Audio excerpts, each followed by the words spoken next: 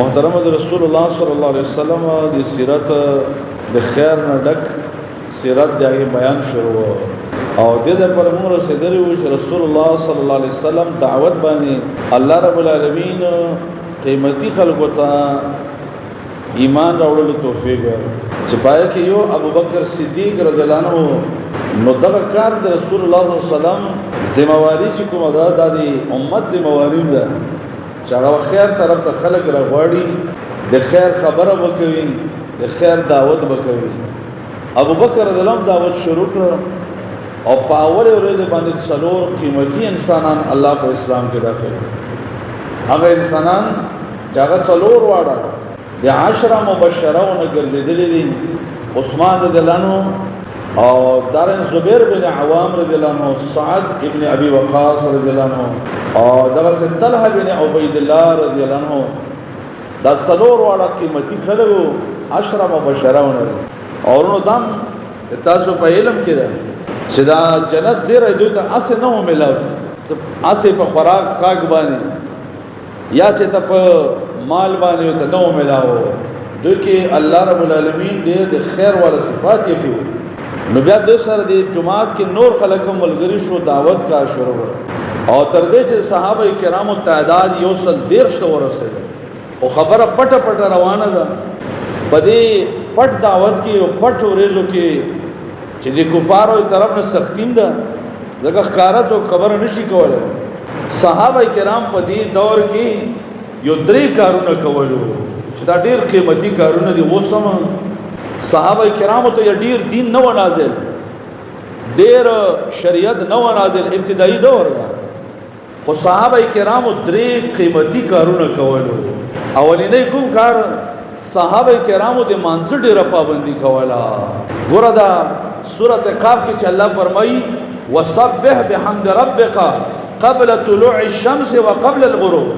الله فرمایي د الله تسبیح بیانوا قبل طلوع الشمس مخکې د نور را ختلونه وقبل الغروب مخکې د پریوتلو دینه مراد مونږ ده سوال الله راځي چې مونږ خو په معراج په موقع باندې 5 مونږونه فرض شو رسول الله صلی الله علیه وسلم چې بر اسمان ته لاړ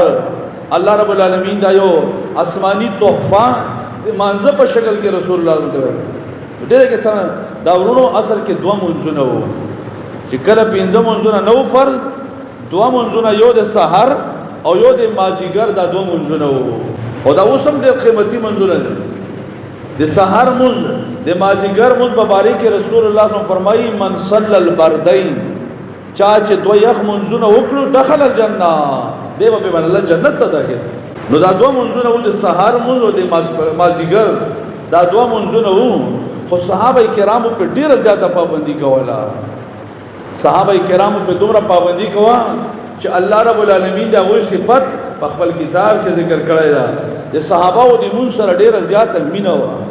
او دا مون ورونو دا معمولی عمل مګانو شر مون شدا بس دا خو ته غټ کار نه دا چې و 2 رکعات او 3 رکعات سره دا ډیر غټ کار مون صحابه کرامو ډیر په پابندۍ سره او ډیر په شدت سره پای باندې عمل کول دیو جن رب تعالی د رسول الله د صحابه او د ملګرو صفت الله دا ذکر کوي تراهم رکعا سجدا الله فرمایي چې صحابه او ته ګوره نو یا به رکوع کوي یا به مانځه کوي موږ به صحابه او ډیر ځای او د مانځه دومره صحابه کرام د اول نه پابندي واخسته د هغه اولینی دور نه چې الله رب العالمین په خپل کتاب کې دا غوي صفات دا سه بیانوي رجال لا تلهيهم تجارة ولا بيع عن ذكر الله واقام الصلاه الله فرمایي صحابه دا سه خلقو دا سه نرانو لا تلهيهم تجارة نه تجارت ولا بيع نه خستلو خرڅولو دا نه غفله کولو ان اقام الصلاه و ایتاء الزکات د مون اقامت نه او د زکات ورکول نه صحابه دا سه خلقو چې تجارتونو نو غافل کړ سالم د عبد الله ابن عمر رضی الله عنه زوی ده هغه چې ورېزو سره بازار کې روانو من په دې کې د مسجد نه اذان وشول الله اکبر الله اکبر حي على الصلاه خلکو مانځه تراشو حي على الفلاح اے خلکو کامیابی تراشو چې دا اعلان اذان وشول سالم رحمه الله فرمایي صحابه کرام خپل کارونه په صحیح باندې پرې خود او ټول مانځه ته متوجي شو نو ما ته پلار وی عبد الله ابن عمر در بچیا ادا خلک دي چې الله یې صفت کړی دا رجال لا تلهيهم تجارة ولا بيع عن ذكر الله واقام الصلاه صحابه دا سه خلکو چې هغه تجارتونو دا هغه بیع اخستلو خرڅولو د الله د ذکر نه او د منظر نه غافل کو نو صحابه په مانځ باندې سخت کلکواله کول او کلکواله څنګه کول چې رسول الله صلی الله علیه وسلم د هغه تربيت کوونکی و رسول الله صلی الله علیه وسلم د مانځ سره دومره مینه و چې رسول الله صلی الله علیه وسلم اکثر بلال التویا بلال اقم الصلاه ارهنا بها بلال منذ د پر اذان وکړل چې مونږ په آرام شو مونږ ته راحت را ملاو شو مسلمان سره ګوره د تاسو محسوس کړي چې کله هغه منځو کې دغه په طبيعت کې یو خشاش بشاش کیفیت دراشي په آرام شي چې مونږ نه کړي د بېچین به آرام وي نو رسول الله صلی الله علیه وسلم فرمایل یا بلال اقم الصلاه بلال منځ قائم کا اذان وکا ارینا به حمود بدل لګ راحت راک چې لګ په آرام شو او دا رسول الله صلی الله علیه وسلم فرمایل جعلت قرة عین فی الصلاه د ما د سترګو یخواله چې په مانځ کې ده یم سترګې په مانځ کې یخیش نو تاسو تربیت کوونکې رسول الله صلی الله علیه وسلم ورونو ګره مونږ چې دا داسې عمل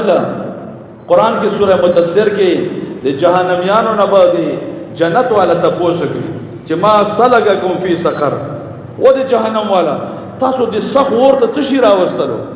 نو دوی به ته څوي یو څلور کارونه به ته ذکر کی چې مونږ کې دا بدای وي اولینې خبره به ته دا کوي چې لم نکو من المصلین مونږ هغه بدبخت خلکو چې دنیا کې مونږ نه کوو بے نماز او ورځ به تیر شو شپه به تیر شو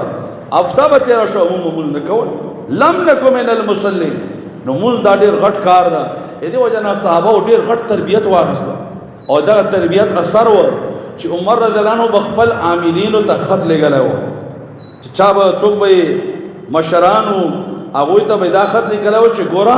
ان اهم امورکم عندي الصلاه اے عاملانو تاسو چې څوک سړی ځان سره نوکر کوو څوک په نوکرای باندې اخلو نو اولینې کار څه ګورو ان اهم امورکم عندي الصلاه هغه ضروري کار دا چې ما پریز باندې مونږ ده یو سړی مونږ کوونکی ده رسول هغه فرمایل من حفظها وحافظ عليها حفظ دينه یو سړی مونږ پابندۍ سره کوي په وخت باندې کوي حفاظت کوي دې په نور دین حفاظت مو کوي ومن ضيعها څوک سړی چې مونږ ضایع کی فهو لما سواه اضيع دین علاوه چې نور کوي هغه دین سیاست ضایع کوي پای بس عمل دی نور به در مونږ ته تمو چې دې مانځه پابندۍ نه کوي مونږ نه کوي بیا نور ته د دیندار ته مګو نو دا اثر و صحابه کرامو دی مانځ ډیر پابندي شروع کړل او ډیر زیات شدت سره او دا وجم دا ورونو دی عبادت سره دی الله سره تعلق جوړي چې سړی څومره عبادت کوي دی الله سره تعلق مضبوطي او دا موږ خدای ټول نه هم ده په هر عبادت سره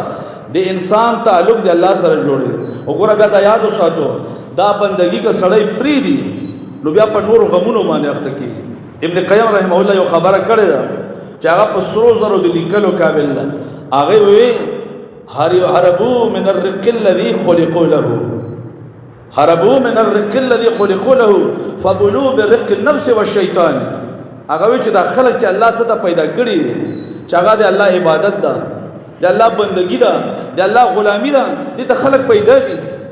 چې کله انسان د دینه تیښته کوي د الله عبادت نه کوي نو بیا بس کوي فبلوا برق النفس والشیطان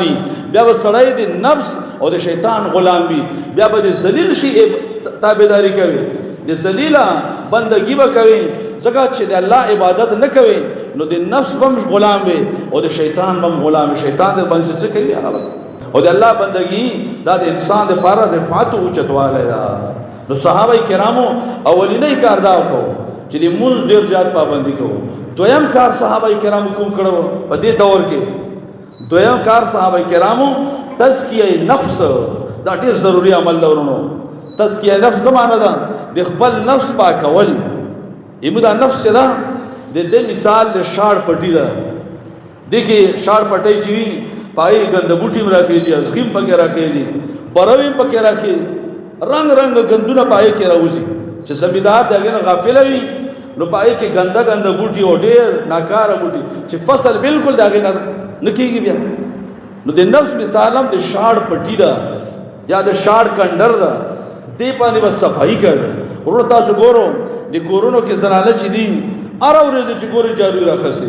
او چا ته دا نه وی چر پروند بس جارو کړي نه. دا صفائی ضروری ده. کنن دا صفائی ونه شي سبا دین ډیر زیات ګندګي دغه سیمو دا نفس ده. په دې کې ډیر بد صفاتونه دي. دې کې تکبر ده، بغض ده پکې، کینه ده پکې، حسد ده پکې، تک او بخل نه پدې کې د الله او د رسول صلی الله علیه وسلم د مینې کمواله ده پکې. دا به ټول په کوشش سره کوشش وکوي دې لپاره چې دا د ځان نه وبس تزکیه ده. او الله رب العالمین چا چې د ځان پاکي کړي قران کې بار بار د دې صفات کړي. الله فرمایي قد افلح من زکاها، یقینا کامیاب هغه انسان دا چا چې خپل نفس پاک کړل، د نفس تزکیه وکړل.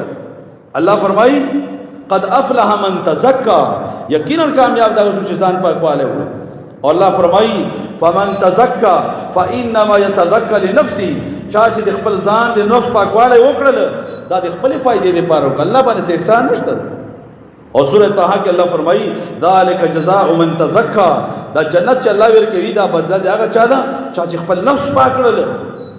الله قران کې فرمایي الذين تتوفاهم الملائکه طیبین، الله فرمایي هغه خلق چې دا غوینه ملائک ساخلی زنکدان وخت سات اخلی خو غوی څنګه وي طیبین پاک وي، خپل نفس د ګنده خوونو نه پاک کړي. او دارنګ الله رب العالمین فرمایي چې کله خازن د جنت څوکیدار جنتیان ورورسیږي هغه به تسوي سلام علیکم طبتم فادخلوها خالدین. پتا سو باندې الله تعالی سلامت ده تا طبتم تاسو پاک وای، خپل ځانونو د ګنده اخلاق او بد صفاتو نه پاک کړیو. نو ګوره دا نفس کې چې کوم دی باندې او دا په یو ځای باندې ګوره نه کیږي چې په سړی جمعه تراغله او بس دې بزرګ شو. نه دا به ورورو کوشش کوو، ورورو به کوشش سړی کوي. او دارنګه ورونو د نیکو خلکو صحبت دا ډېر ضروری خبره ده. حسن بصری رحمۃ اللہ علیہ فرمایل چې ان الرجل كان يسافر لاخذ الخصله والخصلتين سنه او سنتين. ایمون په دور کې خلک څنګه وو دی وخه خوې حاصلولو د پاره یا د دوه خوونو د پاره کلونه سفر به کوله. مثال په یوځای کې به سړی وو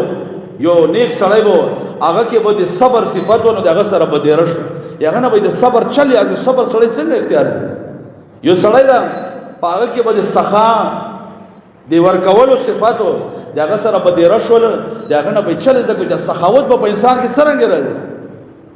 دارنګ نور صفات خشوع د انسان د خص صفات ده عاجزی دا به لاړل د هغه سره به ډیر شو کال به سره ډیرو چې دنه د خص صفات ازدک. اور دارنګي مشهور قول لا چې انما الصبر بالتصبر والحلم بالتحلم. دا صبر چې دا د سینې د سړی په ویرو کې صبر نه جوړ شي دا بل لګ صبر په یو کار کې د صبر وکړل لګا مودا بعد باندې بل کار لګ پای کې د صبر وکړل. دارنګي حلم دا لګ سړی د کوي برداشت نو چې لګ د کېږي اخر به د انسان صبر نه جوړ شي. او رسول الله صلی الله علیه وسلم فرمایي ومن يتصبر يصبره الله. د سیسم فرمایي څوک چې د صبر په زور سره په ځان کې راولي کوشش کوي يتصبر الله، الله د صبر توفیق هم ورکړي د انسان. نو ښه اخلاق داس د کول ورونو دې لپاره کوشش وکړه چې دا خوې ما کې رش او ګنده خوونه دغه سړی پاک کی ځان. نو دویم کار صحابه کرامو دا کو تزکیه نفس د خپل نفس پاکواله. او دریم کار د صحابه کرامو هغه ډیر اهم په دې دور کې چې ډیر وਹੀ نه دراغله شریعت ډیر نه دراغله خو صحابه کرامو یو دریم صفت دا کار کاوه چې هغه به دعوت کوله. دعوت ډیر اهم شی دی. دې امت صفت الله چې بیانوي الله فرمایي ومن احسن قولا ممن دعا الى الله وعمل صالحا. الله فرمایي دا چا نه خبره ده چا کې دي دعا الى الله چې خلق الله طرف ته راوړي. قرآن د الله نه علاوه ډیر خلق تو یو شي ته دعوت ده چا بل شي ته دعوت ده.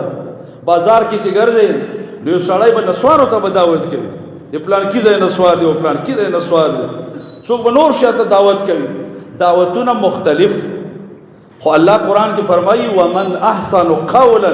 د دې سړی نه خاصه خبره ده چا ده دعا الی الله چې خلق الله طرف ته راغواړي، الله ته خلق راغواړي، د الله لوی خلق ته بیانوي. او دارنګ دې امت صفات الله دا بیان کړی دا کنتم خیر امه، تاسو بهترین امت یو. الله فرمایي اخرجت للناس، د خلقو د فائدې لپاره الله راوخلیو. تأمرون بالمعروف، تاسو به د خیر د نیک خبره امر کوو. وتنهون عن المنکر، او د نارواونو به خلق منې کوو. صحابه کرامو دا کار شروع کړل. په لږه موده کې صحابه کرامو دا کار شروع کړ. یو کس ته ولاړ، یره تا ته پته شته محمد رسول الله صلی الله علیه وسلم الله رسول جوړ کړی دا، الله رسالت ور کړی دا، نبوت الله ور کړی دا. هغه ته خبرو ورونو د حق خبره ضرور اثر وي. په دې حق کې الله رب العالمین یو خوند یې خایدا. دا سړی ځان ته راکاږي حکم چې ته بیان کړل، نو هغه به سره ملګری شول. دغه سه صحابه کرامو تربیت الله رب العالمین،